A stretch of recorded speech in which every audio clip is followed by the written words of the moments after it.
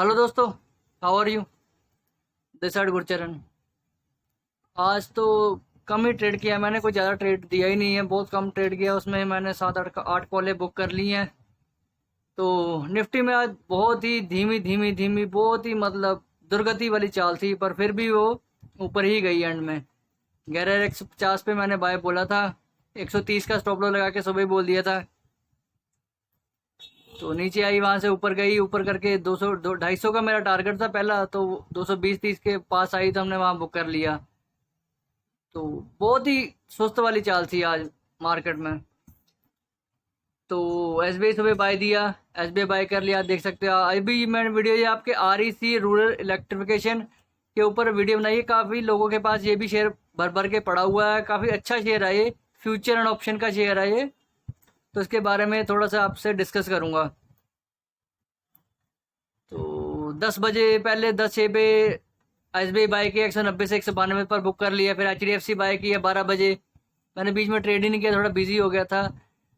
1765 से 1780 तक गया, 1775 पे बुक कर लिया हमने 12 बजे। फिर झील बाय की 150 एक, इसमें बड़ी कम मूवमेंट आई झील में, पर झील में मूवमेंट आएगी, आगे आने वाले टाइम में आएगी, बट आज तो थोड़ी कम ही थी। H P C L buy के उसको होल्ड कर लिया 212 13 14 के पास, अभी वहाँ पे क्लोजिंग ही है उसकी। तो यूनाइटेड बीवरेज 12 बज के 52 पे बाय किया, 968 से 972 तक गया, वहाँ बुक कर लिया इंट्राडे में।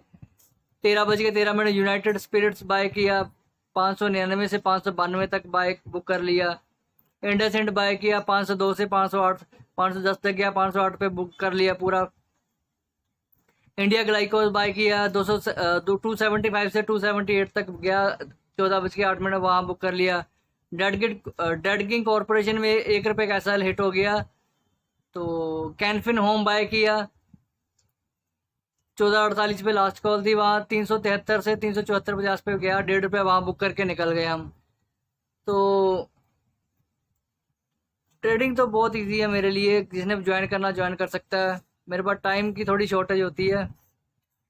तो कल मैंने आपको एच पी सेल के बारे में बोला था कि उसको नीचे आए नीचे ही बाय करना है, पोजिशनल शेयर है, इंटरडे में मत उसको फंसना। तो नीचे इसके बाद होल्ड कर सकता है, 205 का स्टॉप लॉस लगा के होल्ड कर सकता है उसको। याद है मैंने आपसे साथ यस बैंक के नतीजे शेयर किए थे, मेरी वीडियो आप जाके देख सकते हो चैनल पे। यस बैंक मैंने बोला था 10 11 के पास आता है उसको बाय करके होल्ड करके रखो, उसको देख लो 14 पे कंटिन्यू 3 दिन हो गए इसका फ्रीज चलते हुए। फिर मैंने आपको MM4 का मल्टी बैगर शेयर रिकमेंड किया था, मेरी वीडियो आप जाके देख सकते हो। 175 के पास रिकमेंड किया था, आज 235 चल रहा है वो शेयर। इतना तो एसबीआई भी नहीं चला जितने शॉर्ट स्पैन में वो चल गया। थंगामाइल ज्वेलर मैंने आपको बाय के लिए बोला था, वो 250 से लेके 350 तक चला गया। फिर दिलीप बिल्डकॉन का शेयर मैंने आपको बाय करने के लिए बोला था, 275 से वो 300 के पास चल रहा है वो। तो मेरे शेयर ऐसे ही होते हैं। अग्रवाल इंडस्ट्री बोला था 75 से 90 के आसपास घूम रहा है अग्रवाल इंडस्ट्री का शेयर। स्टीएंड का शेयर कहाँ से कहाँ पहुंच गया वो। तो अभी नतीजे डिस्कस करते हैं आपसे। मेरा ये आरईसी के नतीजे की बैलेंस शीट आ चुकी है नतीजों की, यहाँ मैं आपसे डिस्कस करूंगा। टोटल इनकम जो है इनकी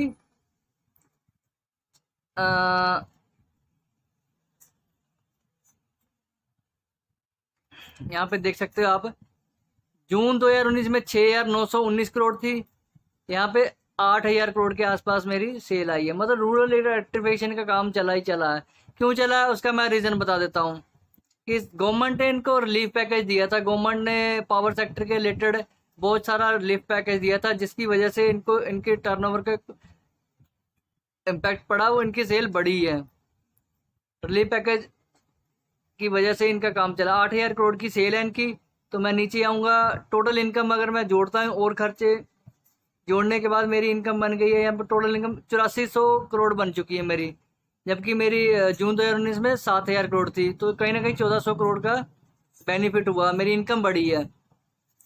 तो आप खुद ही समझ लो, अभी ये डिस्काउंटेड स्टॉक है, पोजिशनल शेयर के लिए अच्छा है कि नहीं आप खुद ही समझ सकते हो।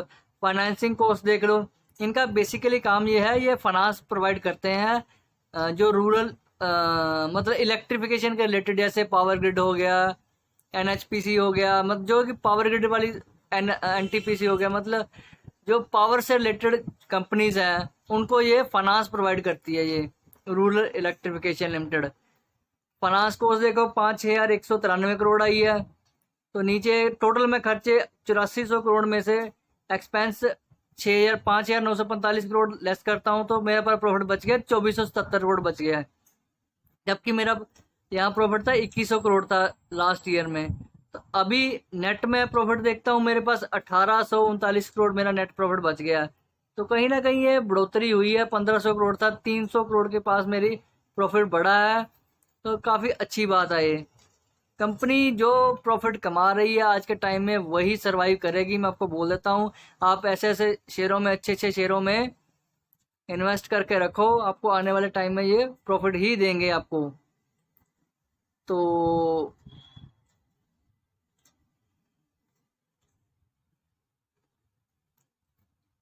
ईपीएस 9 रुपये 31 पैसे की ईपीएस आई, जबकि ईपीएस मेरा 7 रुपये 60 पैसे था जून 2019 में।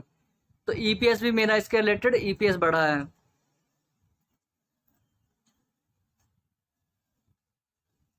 ये कंसोलिडेटेड है, कंसोलिडेटेड में अगर मैं देखूंगा, ये देखो आप 7,986 करोड़ थी, यहाँ पे 6,919 करोड़ की सेल थी। तो नीचे सीधा ही मैं प्रॉफिट पे लेके चलता हूँ। प्रॉफिट का जो पार्ट है यहाँ पे आप खुद देख दो, नेट प्रॉफिट मेरा आया 1845 करोड़ के पास मेरा नेट प्रॉफिट आया है।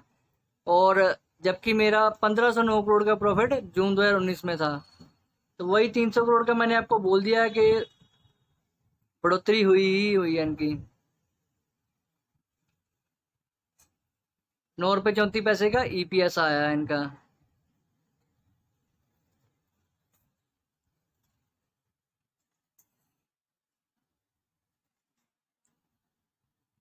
Further company also maintain impairment reserve as required by RBI.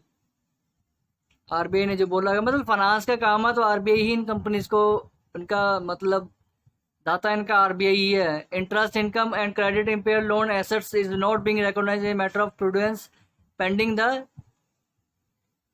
Outcome of resolution of such assets. Company main business is to provide finance to power sector. देखो इनका काम जो है फाइनेंस प्रोवाइड करती है पावर सेक्टर को। According to company law does not have eligible to reporting terms of Indian accounting standard operating segments.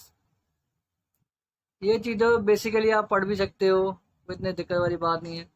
तो जिसने भी ये शेयर बाय करना है, अकोमुलेट करना है, मैं सिंपल बोल देता हूँ आपको 100 रुपये का।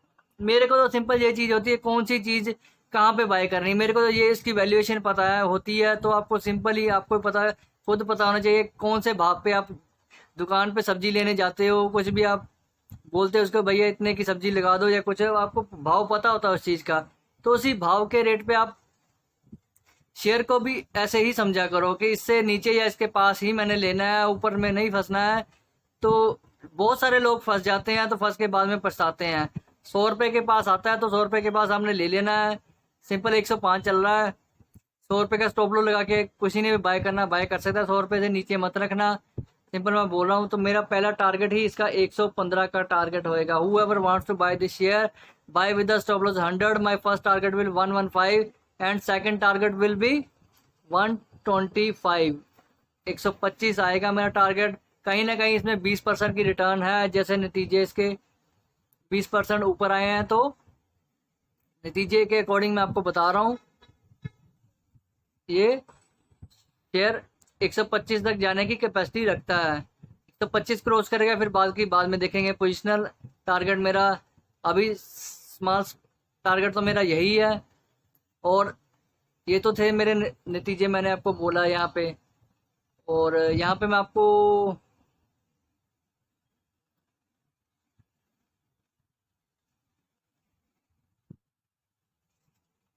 ये रूरल इलेक्ट्रिफिकेशन की इनकी ये वेबसाइट है, आप जाके देख भी सकते हो, REC India.NIC। इनका काम ही मतलब यही है।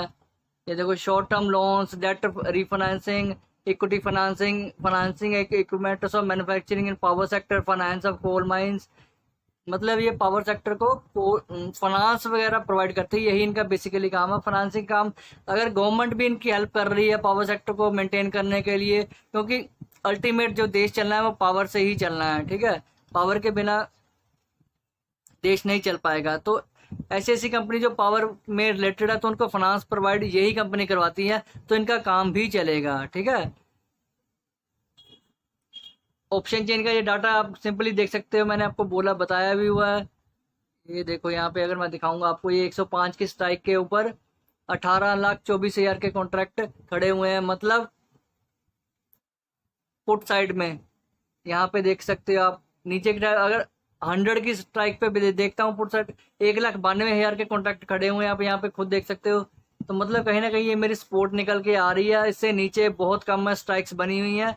तो ये मेरी पुट साइड की। अगर मैं कॉल साइड की तरफ देखता हूँ 14 लाख के कॉन्ट्रैक्ट आप खुद दे सकते हो, जो राइटर बैठे हुए हैं जो बोलते हैं कि मार्केट इससे नीचे नहीं जाएगी कॉल राइटर के। ये देखो 14 लाख के कॉन्ट्रैक्ट मेरे खड़े हुए हैं 100 रुपए की स्ट्राइक के ऊपर कॉल साइड में। तो मतलब इससे नीचे नहीं जाने देंगे। ऊपर की साइड मैं देखता हूँ तो नीचे की साइड सारा खाली, इतना ज़्यादा कोई नहीं है इम्पैक्ट। तो मैं बोल रहा हूँ 100 रुपये को बेस मान के आप इसमें बाय कर सकते हो। जिस तरह से नतीजे इन्होंने 25% बढ़ा के पेश किए हैं। तो ऊपर की साइड में अगर देखता हूँ 110 की स्ट्राइक के ऊपर कॉल साइड में मेरे पास 22,80,000 के कॉन्ट्रैक्ट पड़े हुए हैं। तो कहीं ना कहीं ओपन कॉन्ट्रैक्ट इंटरेस्ट बना हुआ है। तो 110 का टारगेट, 115 का टारगेट भी आपको मिलेगा। यहाँ पे देख सकते हो 9 लाख की कॉन्ट्रैक्ट, 9,78,000 के स्ट्राइक यहाँ बनी हुई है कॉल साइड पे। और फिर नीचे सबसे नीचे आ जाओ 5,58,000, मतलब 130 की स्ट्राइक के ऊपर भी 5,58,000 के कॉन्ट्रैक्ट ओपन पड़े हुए हैं अगस्त महीने की सीरीज में।